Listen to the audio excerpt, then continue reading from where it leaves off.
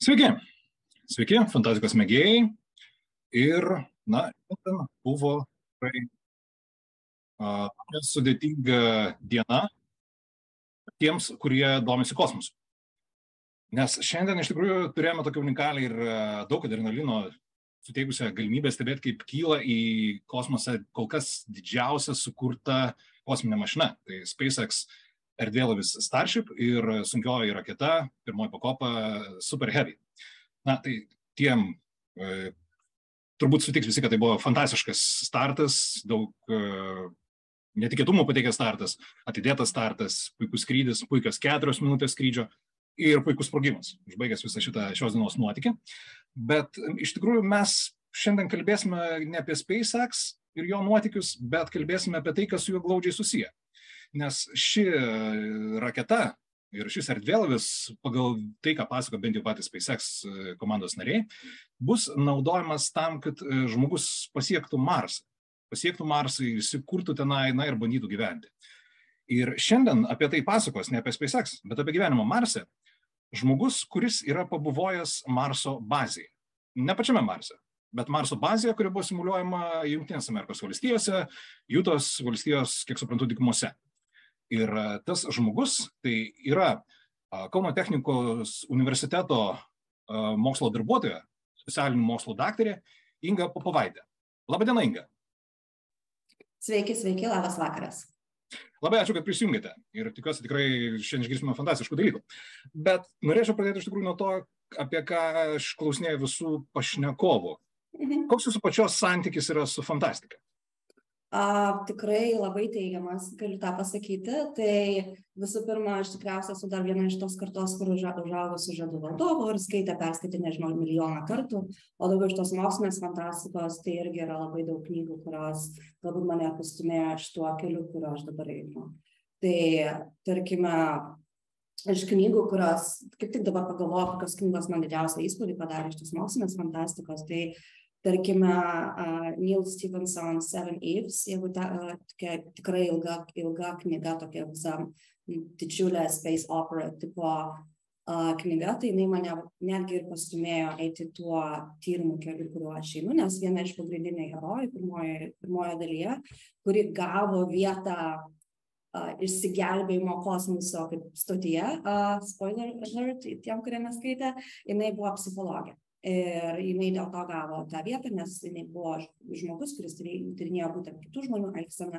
Ir aš galvoju, jeigu mūsų tokia nelaimė laukia, tai gal ir man reikėtų vietą užsitikrinti būtent šitoje, tarkime, kosminėje stotyje, kurioje galėtume išsigelbėti. Tarkim, čia viena tokia knyga buvo. Taip pat pastaruoju metu irgi teko atradau kinų fantastiką, tai su pirma, Ken Liu, visi vertimai, trumpų istorijų ir sižinių, Trijų kūno problema, visa trilogija irgi labai sužavėjo. Ir tas irgi buvo faina, kad jie irgi kalba apie kosmoso sociologiją, kaip specifinę mokslo šaką, kur yra tikrai svarbi, kad mes apskritai suprasime mūsų santykį su kosmosu, su kuo mes esame ne tik Žemėje, bet ir platesnėme kontekste. Taip, čia tik keli pavyzdžiai. Gerai, o tada turbūt esminis klausimas. Kaip vis dėlto jūs atsiradote toje kosminėje bazėje iš Lietuvos į Ameriką ir kosminę bazę? Kaip? Kelias buvo tikrai ilgas ir sudėtingas, tai visų pirma, aš Amerikoje studijavau doktorantūrą, sociologijos studijas Iowas universitete. Ir tada, būtent vieną pavasarį, man atrodo, pirmam-antram kurse studijų perskaičiau būtent tą Seven Eves knygą, kaip sakiau, Neil Stephenson, ir galvoju, ir tada man pradėjo kilti idėjos disertacijai, kad būtų visai įdomu pasižiūrėti į žmonių elgesį ir jų tarpusavio santykius, būtent kosminėse situacijose, tarkime, kaip jie elgiasi, kaip jie priima sprendimus tarptautinėje kosmoso stotyje arba ateityje Marso bazėse ar Mėnulio bazėse. Tuo pat metu dirbau eksperimentinėje sociologijos laboratorijoje ir mes dirbom irgi būtent su žmonių sprendimų priėmimu, kaip priėmėm sprendimai, kas kam nusileidžia. Ir aš galvoju, visą tai, šitas visas labai žemiškas mokslas iš tikrųjų yra labai aktualus ateičiai, kai mes būsime ne vien tais vienos planetos gyventojai ir kai esi atskirtas nuo viso likusio pasaulio, kai tavo visa komanda yra ne tik tavo bendradarbiai, ne tik tavo draugai, bet iš esmės visas tavo likęs pasaulis. Ir kaip tada tu priimi sprendimus, kas kam nusileidžia, kaip tu gyveni, kaip tu išgyveni, kaip visą tai, kaip susikuria naujos mikro visuomenės, mikro bendruomenės, visą tai ir kaip tai vystosi. Ir iki šiol šitie tyrimai yra tikrai labai pradinėse stadijose ir dėl to galvoju, kad laikas pradėti vystyti šitą kryptį socialinių mokslų. Ir tada, žodžiu, trumpai tariant, kilo idėja ir tada pradėjau ieškoti, iš kur man tų duomenų rasti ir tada atradau Mars Society. Tai čia yra nevyriausybinė, nepelno siekianti organizacija, kurių pagrindinis tikslas yra žmonių kelionė ir įsikūrimas Marse, žmonių siuntimas į Marsą. Tai yra Jungtinių Amerikos valstijų organizacija, bet tai turi skyrius visam pasaulyje. Ir jų pagrindinė veikla yra lobinimas, kiekvienais metais jie vyksta į Vašingtoną ir stengiasi, daugiau prašyti pinigų kosminiams tyrimams, būtent žmonių siuntimui į kosmosą ir panašiai. Ir jo to pačiu užsiema ir mokslinė veikla, ir tyrimais, ir mokslo populiarinimu. Ir jie turi, prieš 20 metų jie pasistatė porą simuliacinių bazių, vieną Šiaurės Kanadoje, kur yra sunkiau prieinama, ten mažiau tyrimų vyksta, o kitą Jutos dykumoje Amerikoje. Ir būtent į tą Jutos dykumos bazę aš ir pakliuvau, nes kai pradėjau dirbti su jų duomenimis, jie mane pasikvietė, sako, labai faina, kad kažkas dirba su mūsų jau antriniais archyviniais duomenim, bet tu gal nori pati nuvažiuoti ir pasižiūrėk, kaip ten viskas iš tikrųjų vyksta. Sakau, jo, noriu. Tai ir atsidūriau ten.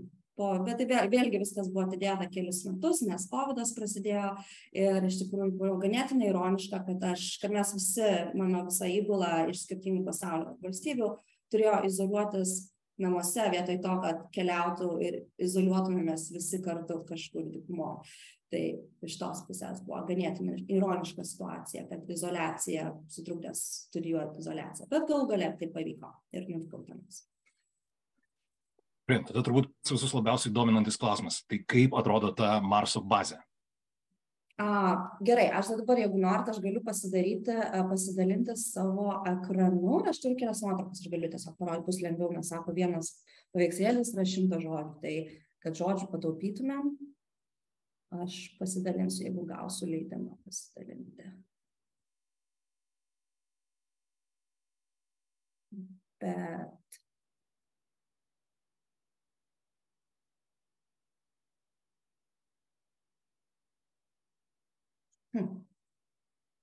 ačiū. Gerai, tuoj mes.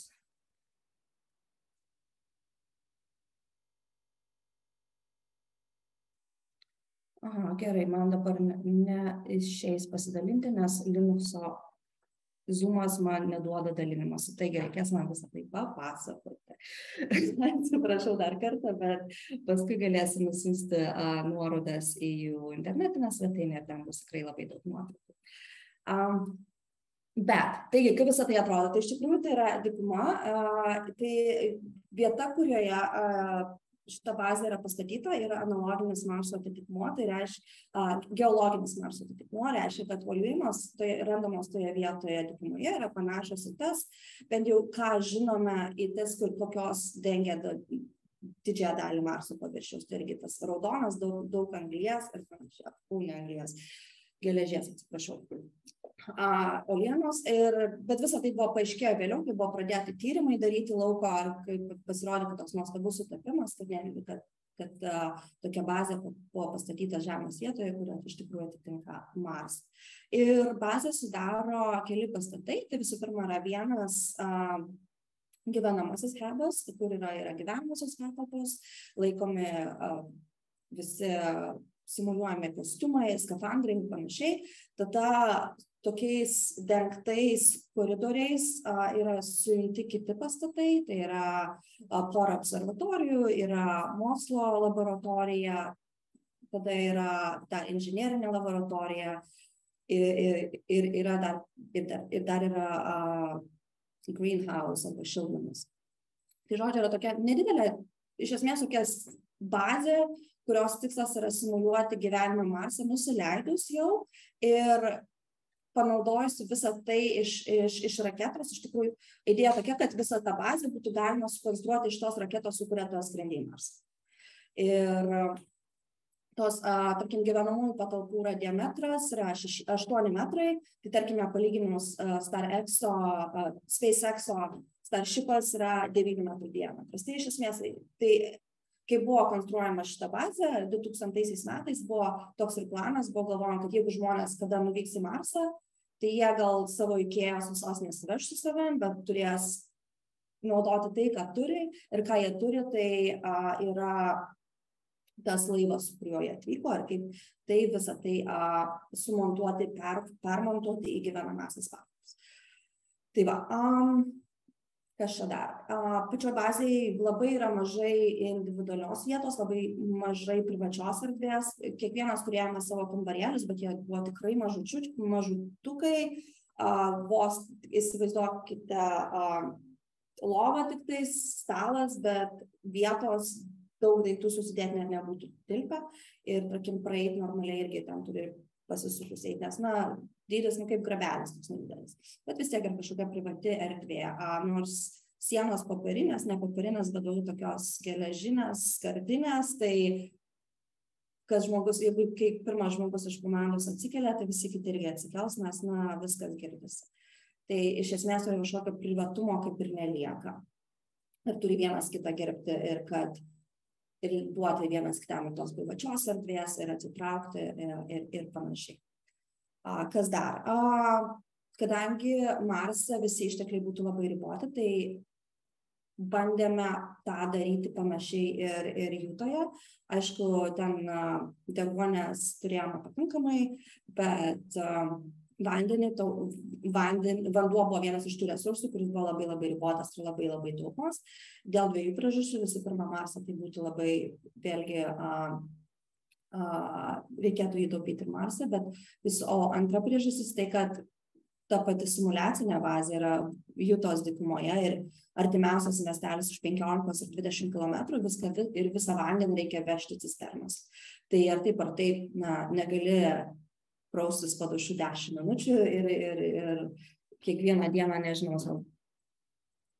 vonias kažkokias piltis ar panašiai. Tai vanduo buvo labai labai saugomas ir ribojamas, nes turi to vandens užtekti ir higienai palaikyti, ir tvarkai palaikyti, nes visur raudonos dulkės tiesiog iš dykumos, visas vidus padengtas raudonom dulkėm iš dykumos, bet tau vis tiek reikia, tarkim, kai ta komanda po tavęs atvažiuos, vis tiek turi būti viskas švariai palikta, išplauta ir panašiai.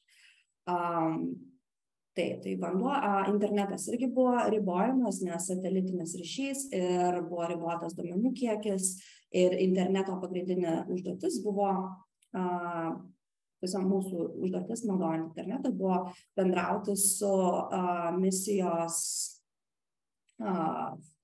kontrolė. Tai irgi yra savanoriai, kurie dirba visame pasaulyje ir 2 valandas per dieną mūsų tos vietos laikų tarp 8 ir 10 vakaro jau prisijungia ir tas 2 valandas mes bendraujame tiesiogiai. Jie mums duoda orų ataskaitas, kas mūsų laukia kitą dieną, patvirtina mūsų planus, gauna mūsų visas ataskaitas, jeigu mums kažkas nesiseka, irgi tuo pat metu yra būtent tas bendravimas tikras, nes kitaip reikėtų kito komunikacijos lango laukti. Tai ir jeigu, tarkim, išnaudoji internetą dienos metu, tu negali komunikuoti su misijos kontrolė, tai iš esmės tavo misija žlunga, nes realiame gyvenime, realiai būnant Marse, tai būtų visiškai netektis, nesėkmė, tu esi tiesiog nepasiekiamas. Kas dar? Ir apskritai visas gyvenimas simuliacijos metu mes bandėme kuo panašiau gyventi, taip kaip gyventojų Marse, tarkime, jokių Facebook'ų, jokių socialinių medijų, nieko nenaudojame ir panašiai. Mūsų vienintelis kontaktas vėlgi buvo tik misijos kontrolė. Ir visos šitos taisyklės iš esmės priklauso nuo komandos, ko komanda nori. Ir yra komandų, kurios ten atvyksta, tarkime, visiškai kitais tikslais. Tarkime, vienu metu tam buvo porą savaičių buvo filmuojamas Pietų Korėjos realybės šou. Tai jiems buvo ten nelabai svarbu, ten viską labai tiksliai sekti, jiems buvo svarbu, kad viskas maždaug tiktais atrodo kaip Marse. Bet tarkime, kitos komandos, tarkim, kaip mes, kurie laukiam porą metų, tų porą savaičių pabūti Marse, mes tikrai labai tiksliai laikėmės visos tos simuliacinių protokolų. Tai tarkime, į lauką neįdavome be skafandrų, net jeigu reikia greitai išbėgti, vis tiek užsidėti skafandrą, palauki dekompresijos prieangyje ir tik tada eini į lauką. Pavyzdžiui, viena kolegė mūsų paliko telefoną savo naują iPhone'ą lauke ir pradėjo lyti, nestipriai lynoti, bet tam, kad galėtume mes jį pasimti, mes matom, va ten telefonas guli, bet tam, kad galėtume pasimti, aš turėjau su ją irgi apsivilkti visą skafandrą, nes po vieną niekas neina į lauką Marse. Apsivilkti skafandrą, mes pastovėjom 10 minučių dekompresijai, tada išėjom, pasiėmėm telefoną, grįžom atgal, dekompresiją dar pastovėjom ir tada toliau ėjom daryti, ką mums reikėjo daryti. Ir visą tai tik dėl to. Ir teoriškai, jeigu būtumėm tiesiog išbėgę, pasimtą telefoną, nieko nebūtų atsitikę, nes vis dėlto esam žemė, yra deguonies, slėgis nėra jokio skirtumo slėgių viduj ar lauke, bet tam, kad pajustumėme patys, ką tai reikštų gyventi Marse, mes tiesiog turėjome sekti tais visais protokolais, kurie mums buvo duoti. Norėjau paklausti, kiek žmonių, kokio dydžio komanda vienu metu apsistojame visame tame bazėje?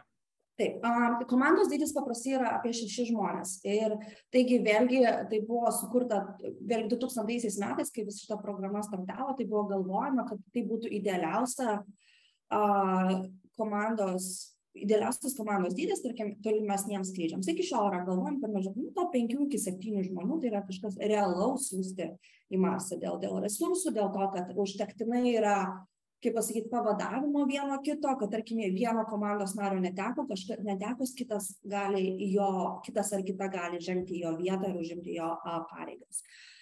Tai 6 žmonės yra maždaug tas standartas, tačiau yra leidžiama nuo 4 iki 8, mes buvome 4, tai pati mažiausia galima grupė, nes mažiau negu 4 asmenys, tai iš esmės tu net nesugebėtum palaikyti visų sistemų, kurios tenais yra, nes tau reikia prižiūrėti, kad jas niekas nesugestų, paskui to reikia visas ataskaitas rašyti ir paskui žiūrėti, kad ten augalai nenumirtų ir tiesiog yra per daug darbų ir užduočių, kad 3 žmonės tiesiog to nesugebėtų daryti.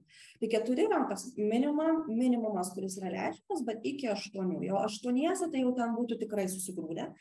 Ir nes yra 6 gyvenamieji kambariai, bet paskui yra dar palėpė, kur ten dar gali porą žmonių tiesiog gyventi. Bet 8 jau būtų toksai ekstra, labai glaudžiai visi gyventi 8. Ir koks jums pagrindinis jausmas, būnant toje bazėje, jau pamiršus galbūt tą tokią susijaudinimą, kad taip svajonė išsipildė, patekau į bazę, bet kai jau tai tampa truputėlį rutina, koks jausmas ir kas labiausiai kėlė galbūt diskomfortą? Diskomfortas galbūt, tuo metu rašiau savo disertaciją, tai diskomfortas galbūt tas visą laiką galvoja, kad aš turiu pabaigti ir man grįžus, man vėl reikės viską per mėnesį viską surašyti ir priduoti disertaciją. Tai tas laiko spaudimas ir visas kitas gyvenimas už Marso ribų. Nuo to kažkaip kaip ir nepabėgsi. Bet tenais gyvenant buvo labai įdomu tiesiog save kaip vos ne iš šalies stebėti, kaip tu turi 2 realybės, kurios tarpusavy yra labai skirtingos, bet tuo pačiu metu yra suderinimas. Nes iš vienos pusės tu žinai, kad tu esi žemėj ir visą tai, ką darai, iš esmės yra cosplay. Realiai pagalvojus, tu priemi kažkokias taisyklės ir tu tą darai, bet jeigu tu kažko nepadarysi, tau nieko nebus. Tu nenumirsi, tau nieko, jeigu ten baisiai nestrikinėsi dykumoje, tau kokia gyvatė neįgels, tai irgi nieko neatsitiks. Tai iš esmės nėra kažkokio staigaus pavojaus tau, kaip kad iš tikrųjų būtų Marse. Bet iš kitos pusės, tai čia vienas. Bet iš kitos pusės, kai tu atsikeli iš ryto ir tu per apvalius langus matai absoliučiai tylią raudoną panoramą, tai tikrai jautiesi, kad, esi kažkur kitur. Ir kai tau išeinant, toks kyla vos ne jaudulys, kiekvieną kartą atidarant liuko duris ir su tuo skafandru, kur irgi tau visą vaizdą iškreipia, nes viskas taip, akvariumo galvos užsidėjus iš esmės. Tai viskas išgaubta, visas taip distancijos atrodo kitos ir nieko negirdi, ir tik tais girdi radio traškis jau susenęs su racijom bendrauju su savo kolegomis. Tai tikrai jauties būdamas kažkur kitur ne žemėje. Nors realiai tavo racionalus mokslininko protas supranta, kad visa tai yra čia, bet tuo pat metu tu gyveni toje visai kitoje realybėje, kuri tau irgi yra absoliučiai tikra. Tai va tas buvo toks labai įdomi vieta ir galbūt tai nebuvo nepatogu, bet tai buvo taip keista, kad kaip gali suderinti tokias dvi labai skirtingas realybės. Arba dabar remiantis jūsų patirtimi, su kokiamis problemomis didžiausiamis susidurs pirmieji Marso kolonizatoriai? Ir čia kalbant tiek apie galbūt ir fiziologinės, bet ir apie psichologinės ir socialinės problemas. Tai aš gal apie fiziologiją, nes daug labai nesiplėsiu, nes tai nėra mano sritis, bet iš esmės, radiacija yra radiacija ir vėžio pavojus yra labai didelis ir realus. Ir iš esmės, nes kas dabar kalbam, pirmieji gyventojai Marsą turėtų gyventi po žemėje arba po Marsyje, nes dėl radiacijos pavojaus. Ir tai čia iš fiziologinės pusės tikrai yra labai pavojinga planeta.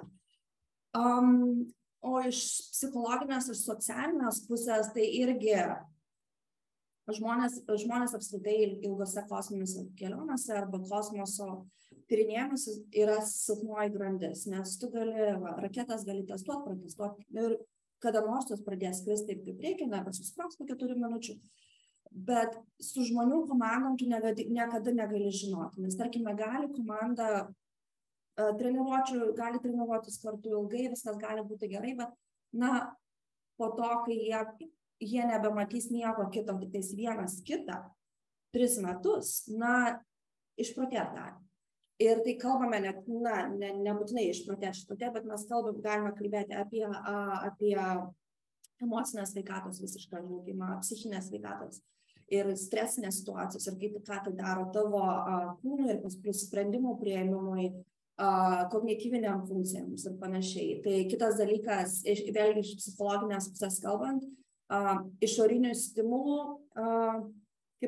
trūkumas, nes visą laiką vis tas pats per tą patį, tarkim, Marsą aplinkui žiūrint, nei ten bus kažkokių augalų, nei ko, tai bus ta pati labai monotoniška, tikriausiai nuostabaus grožio, bet tikrai labai monotoniška dykuma. Ir vizualiai, neturint tokių papildomų stimulų, vėlgi mąstymas sulėtėja ir sprendimus priėmimas sulėtėja.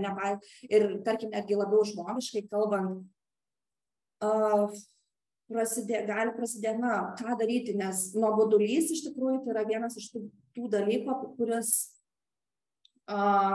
irgi nuobodulys ir rutina yra vienas iš tų dalykų, kas irgi didžiausia vos negali kelti grėsmę ilgoms misijoms, nes visas tas veiksmas ir kažką daryti ir kažką matai, tipo cool, faina, bet iš tikrųjų didžiąją dalį laiko, tai arba tau reikia arba knygą skaitysi, arba filmą žiūrėsi, o ką daryti, kai visos knygos perskaitytos, visi filmai pražiūrėti. Ir tau vis tiek dar keli mėnesiai, ar ką tada daryti. Tai va būtent toks stimulacijos trūkumas ir viso tavo pasaulio sumažėjimas iki tų kelių žmonių, kurie yra su tavim tenais. Ir plus misijos kontrolės, bet vėlgi dėl laiko, kaip pasakyti, tarpo tarp klausimo atsakymo, tiesioginės komunikacijos tu negali turėti dėl atstumo tarp Marso ir Žemės. Tai irgi bendravimas yra sudėtingesnis. Ir iš esmės ir tavo visas pasaulis susitraukia iki tavo komandos ir matai danguje tokį mažą taškelį ir tas vienišumo jausmas, mokslininkai kalba, kad tai būtų vienas irgi labai sudėtinga išgyventi. Kitas dalykas, kas dar būtų sudėtinga irgi tų astronautų gyvenimą, yra kaip tu grįši paskui, jeigu, tarkim, nuskrendi grįžti, tu turi grįžti atgal į žemę, tau grįžti į savo gyvenimą, tavęs niekas nesupras, nes niekas nebus patyręs to, ką tu patyrei. Tai irgi yra, būtent ta grįžimo adaptacija yra dar viena didelis psichologinis iššūkis astronautams, arba, tarkim, tiems, kurie žiemoja Antarktidoje, arba kurie turi tokias patirtis, kur tiesiog gyvena visiškai, vos ne kitą socialinį gyvenimą, ir jiems paskui grįžti ir integruotis toliau į tarkim, normalų darbą, normalų civilinį gyvenimą yra labai sunku. Tai va, kas yra. Tai žodžiu, iš esmės labai daug problemų ir labai daug sunkumų.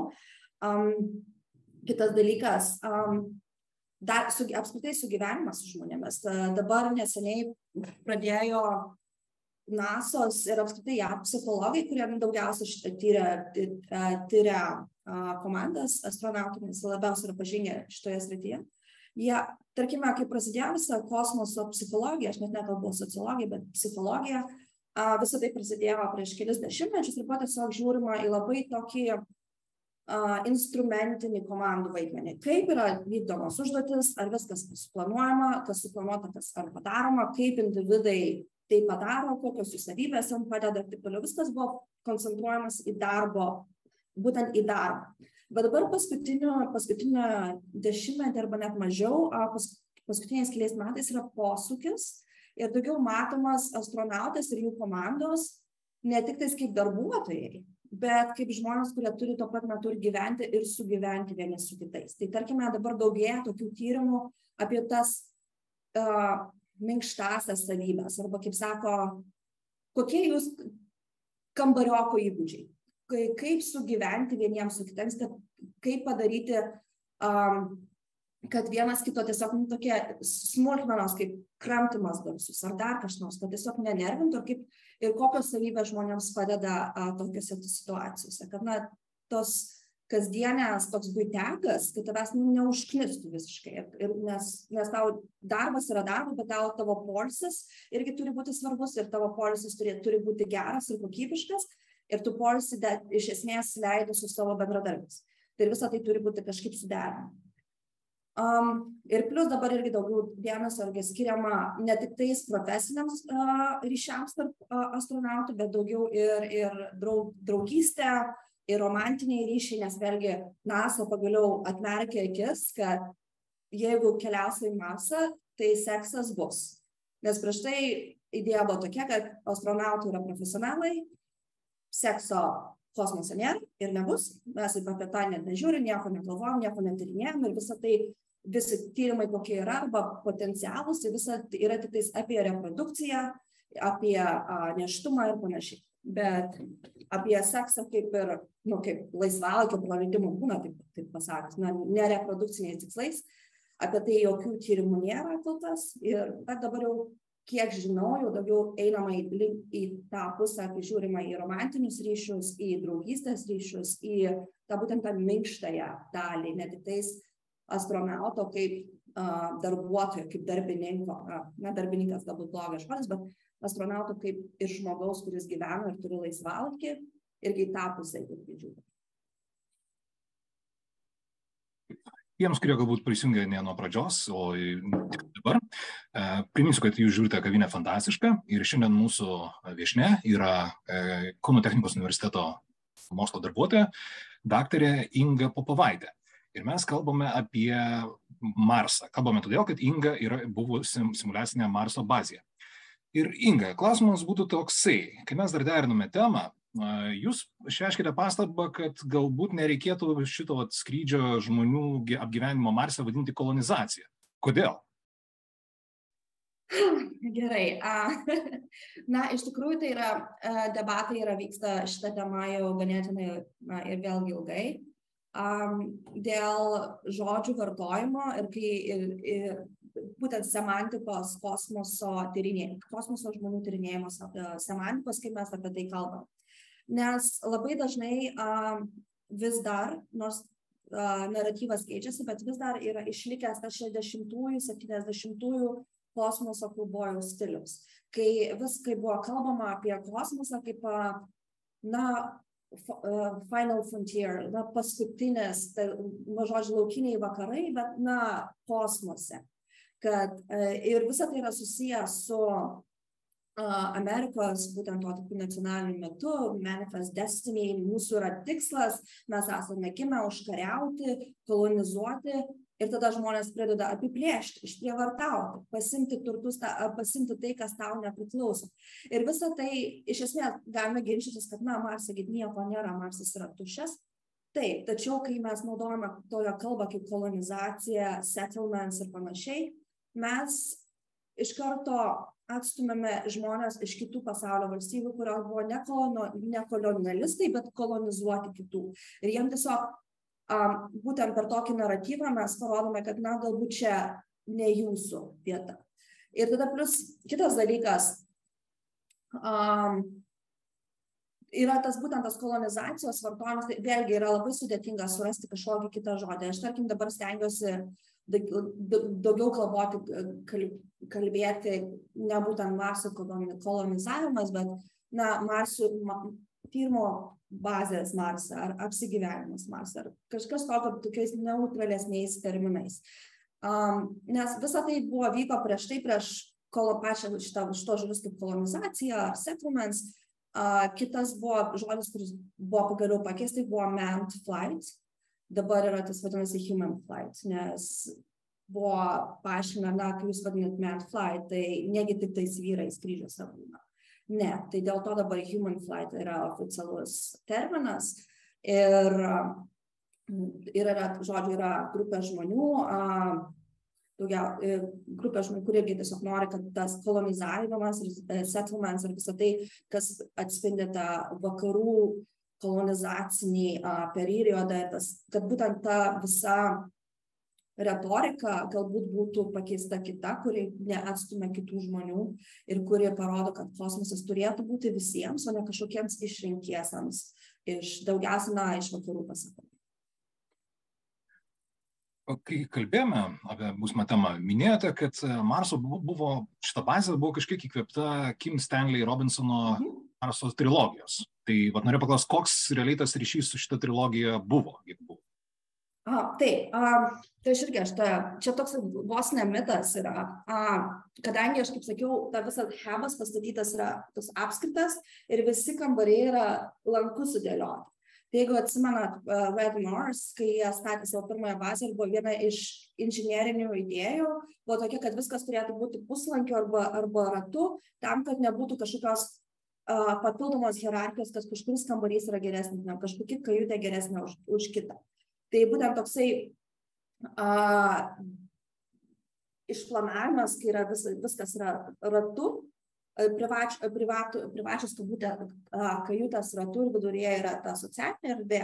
Tai vėlgi aš tą radau ir Robinsono trilogijoje, bet dabar neseniai skaičiau dar vieną mokslinį straipsnį, kai buvo sakoma, kad iš tikrųjų tai yra dalis aplinkos psichologijos ir tai yra kalbama, kad toks dizainas yra labiau utilitariškas apskritai ir gali būti, kad Stanley Robinson šitą idėją paėmė ir paskui ir gali būti, kad tie žmonės, kurie statė šitą Marso bazę, arba iš jo pasiėmė, arba iš originalių mokslinių straipsnių.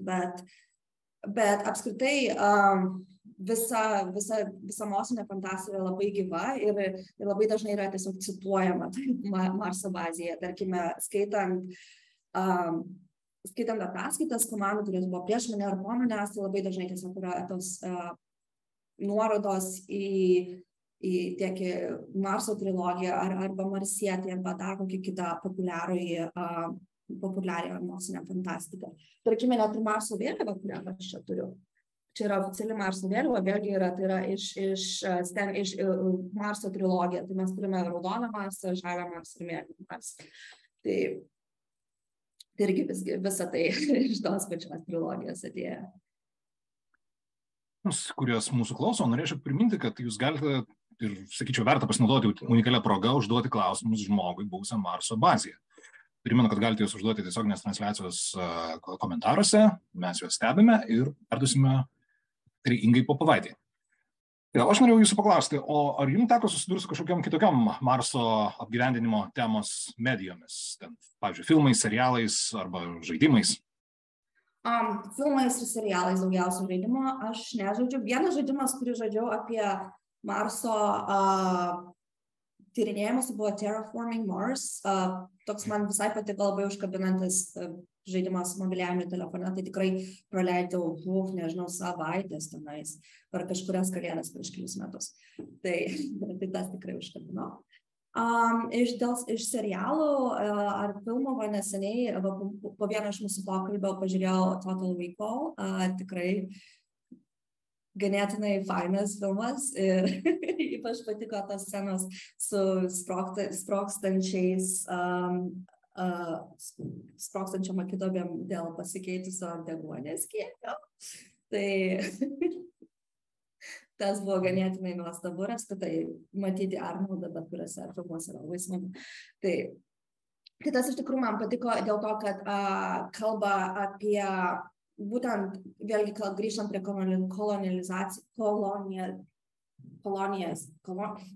colonization temos, būtent ta ekspansija, kai traktuoji kažkokius kitas vietovės, kaip savo pasipelnimo šaltinį ir kai tu tiesiog, kai tau visi žmonės, tau nerūpi vietinė populiacija, tau jie yra tiktais darbuotojai, tiktais darbininkai ir viską, apie ką galvoji, tai yra tiktais tavo pelnas. Tai iš tos pusės tikrai gera kritika būtent tam ekspansiniam naratyvui kosmoso, kad viskas yra mūsų, paimkim ir Žemę savo visą vieną planetą sugadinom, varom į kitas, dar kitas pagaminsim, paskui dar toliau nuvarysim, nes mes tokie esame. Tai va, tokia visai gera kritika buvo.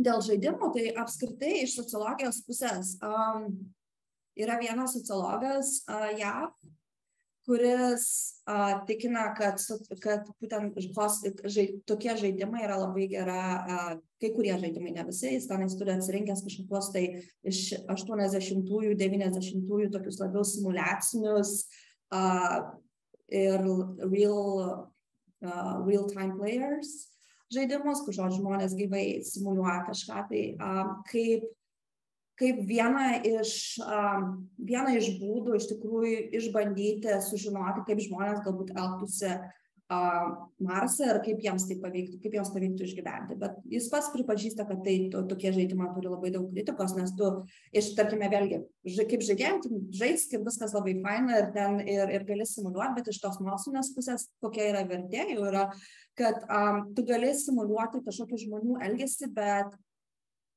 tik iki tam tikros ribos, nes mes esame per daug sudėtingi ir kuo didesnę grupę bandai simuliuoti, jų tarkime, civilizacijos gimimą, tarkime, panašiai, ir vystymas, tiesiog tu negali visko sukišti į tą žaidimą. Tai bent jau mano požiūriu, tai visi žaidimai, tarkime, apie Marso terraformingumą ir panašiai, tai jie yra labai super smagus laiko praleidimas ir aš jų matau pozityvą, galbūt labiau ne tiek iš mokslinės pusės, ką mes iš tikrųjų sužinome apie žmonių elgesį, bet iš mokslo populiarinimo pusės, nes, tarkim, jeigu tu paauglystėje ar jaunystėje, kad ir vėlesniam amžiui pradedi žaisti tokius žaidimus, paskui automatiškai nori daugiau sužinoti apskritai apie kosmosą, apie Marsą, apie kitas planetas, apie žmonių galimybės ten, kas būtų, jeigu būtų, ir toksai vos ne gateway drug gali pasidaryti iš tikrųjų į mokslinį pažinimą.